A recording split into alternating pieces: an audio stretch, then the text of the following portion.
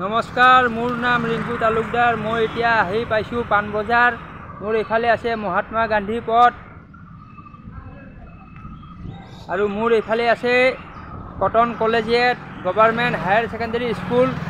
তো মই এইখন স্কুলৰ বিষয়ে জানিবৰ কাৰণে কিছুমান তথ্য যোগাৰ কৰি আছোঁ। এতিয়া আমাক চাওক, আমাক যে স্কুলত পঢ়াইছে, স্কুলত আমাক মানে ভুলকৈ পঢ়াইছে। মই এই কথাটো কৈ আছোঁ, কিয় ভুলকৈ পঢ়াই আছে মই বুজাই আছোঁ। আমাক মানে এই বুৰঞ্জী কিতাপত লিখা আছে যে আহোম ৰাজত্ব 600 বছৰ অসমত ৰাজত্ব কৰিছে। এইটো আমাক মানে ভুল কথাই এটা শিকাই থৈ দিছে। এই যিবিলাক মাষ্টৰ মাষ্টৰণী আছে, যিবিলাক মাষ্টৰ আছে, যিবিলাক কিতাপ লিখা মানুহ আছে, এই এডুকেশ্যন ডিপাৰ্টমেণ্ট আছে, এডুকেশ্যন মিনিষ্টাৰ আছে, চবেই মানে আমাক মানে ভুল কৰি শিকাই আছে।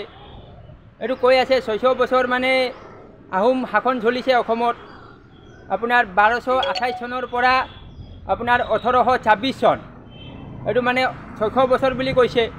এইটো মই কৈ আছোঁ, এইটো মানে মোক মানে কোনোবা মানুহ বুজাব লাগে, এই মানে 600 বছৰ কেনেকৈ হৈছে।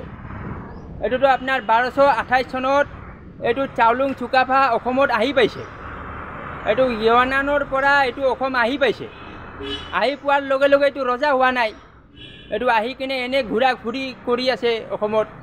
এইটো ৰজা হৈছে আপোনাৰ 1253 চনত। এইটো গ'ল 25 বছৰ মাইনাছ হৈ গ'ল। তাৰে পিছত আপোনাৰ যেতিয়া মানে অসমত এইটো ৰজা হৈছে, এইটো ৰাজ্যটো কিমান আছিলে?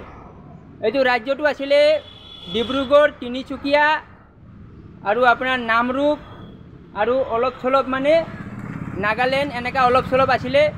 তাৰে ৰাজধানীটো আছিলে চৰাইদেউ। তো চৰাইদেউ ৰাজধানী আছিলে। তো মানে অসমটো মানে আপোনাৰ চৰাইদেউ আৰু আপোনাৰ 2-3টা জিলা আছিলে, অলপ চলপ জিলা আছিলে। এই জিলাটোকে মানে পূৰা অসম শাসন কৰা বুলি কৈ দিছে। এইটো ভাই ডিব্ৰুগড় আৰু তিনিচুকীয়াৰ ৰজা আছিলে প্ৰথম যেতিয়া চুকাফা আহিছে। আচ্ছা, তাৰে পিছত হ'ল, ঠিক আছে। তো চৰাইদেউ যেতিয়া ৰাজধানী আছিলে, এইটো ৰাজধানী কিমান বছৰ আছিলে? এইটো কমচে কম 100 বছৰ আছিলে। 100 বছৰ যেতিয়া আছিলে, তো এইটো মানে অসমটো মানে সেইখিনিকে পূৰা অসম শাসন কৰা কেনেকুৱা হৈ গ'ল, এইটো এটা কথা আছে। আচ্ছা, তাৰে পিছত এইটো গড়গাঁও ৰাজধানী কৰিলে, ঠিক আছে। এইটো কৰিলে আকৌ 2-3টা ডিষ্ট্ৰিক্ট বেছি হৈ গ'ল। এইটো কৰিলে ধৰক 100 বছৰমান। আচ্ছা, আৰু এটা কথা আছে, যেতিয়া আপোনাৰ 1769 চনত এইটোতো ৰজা ভাঙিয়ে গৈছে। তো 1826 চনটো কেনেকৈ আহি গ'ল? 1769তো তাৰ ৰজা পলাই গ'ল। এইটো অসম এৰি কলকাতা গুচি গ'ল। এইফালে আপোনাৰ 31, এফালে 26, মানে কিমান হ'ল? 30, 20, 50, 57। এফালে 57 মাইনাছ, এফালে আপোনাৰ মাইনাছ হৈ গ'ল 25, মানে মোটামুটি 75, 80 বছৰটো মাইনাছেই হৈ গ'ল 600 বছৰৰ পৰা। আৰু যেতিয়া আপোনাৰ চৰাইদেউ আছিলে, তাতে 100 বছৰ মাইনাছ কৰক, 180 বছৰ মাইনাছ হৈ গ'ল। যেতিয়া গড়গাঁও ৰাজধানী আছিলে, তাতে আপুনি 100 বছৰ মাইনাছ কৰক, তো 280 মাইনাছ হৈ গ'ল। তো থাকিল কিমান? থাকিল আপোনাৰ 320 থাকিল। 320তো মানে পূৰা গোটেই অসমটো অহা নাই। এইটো গোৱালপাৰা, বঙাইগাঁও, ধুবুৰী এইবিলাক অহাই নাই। এইবিলাকৰ ৰজা বেলেগ আছিলে। তো এইটো মানে মানুহ ভুল কৰি মানে কিতাপবিলাক লিখা আছে। এই কিতাপবিলাক চেঞ্জ কৰিব লাগে, এই কথাটো মই কৈ আছোঁ।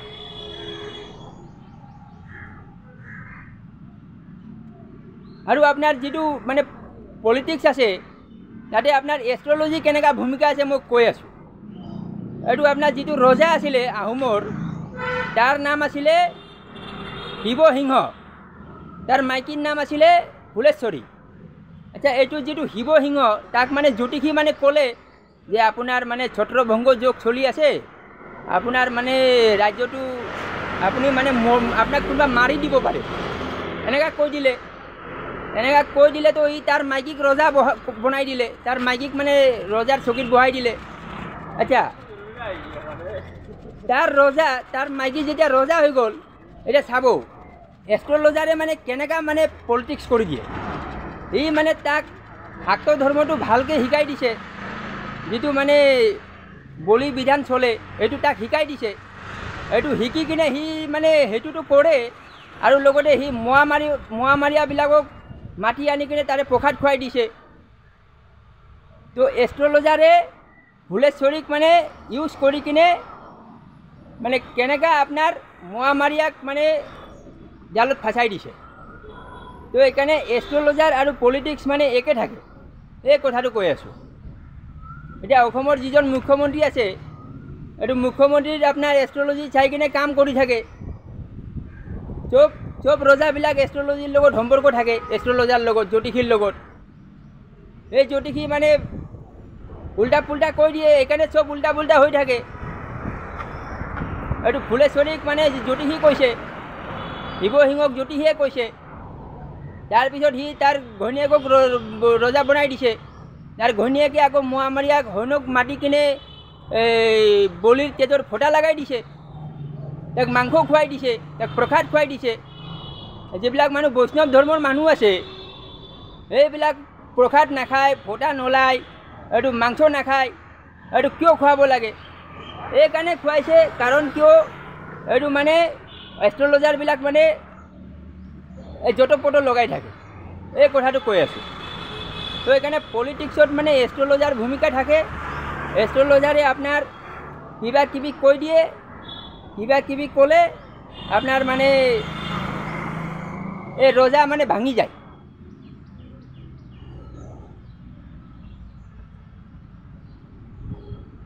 এইটো কথা হ'ল। এতিয়া মই আহোমৰ বিষয়টো বেছি কৈ নাথাকোঁ। 1769 আহোমটো শেষ হৈছে, তাৰে পিছত মোৰ কাহিনী আৰম্ভ হ'ব 1834। তো আহোমটো 1769 গুচি গ'ল। তাৰে পিছত যিবিলাক ৰজা আছিলে, এইবিলাক আহোম ৰজা নাছিলে। কাৰণ কিয় আপুনি চাই লওক, যিটো আপোনাৰ ব্ৰিটিছ আৰু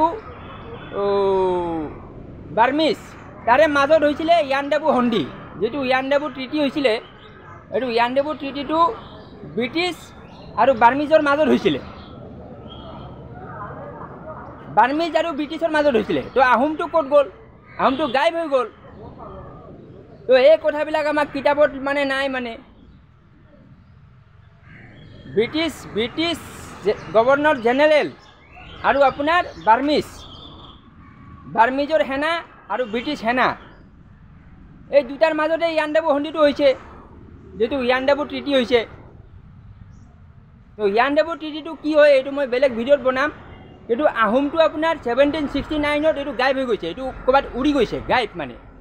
পিছৰ যিবিলাক ৰজা আছিলে, এইবিলাক কাঠপুতলিৰ ৰজা আছিল। এইবিলাক কেনেকুৱা ৰজা হৈছিলে মই কৈ দিম।